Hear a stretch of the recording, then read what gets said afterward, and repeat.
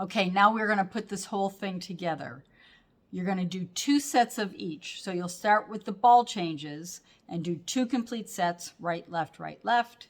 Then you'll go to the ball change, heel change part, 2 sets, right, left, right, left. Then you'll go to the heel change, ball change section, right, left, right, left. And then you'll finish with 2 sets of heel changes. It's kind of a lot.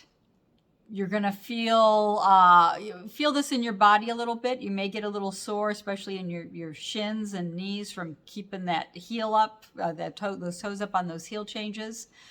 Once you really get this, if you really, really have the combination, start to work on doing it faster and faster and faster. Continually take the speed up. It's a great speed exercise.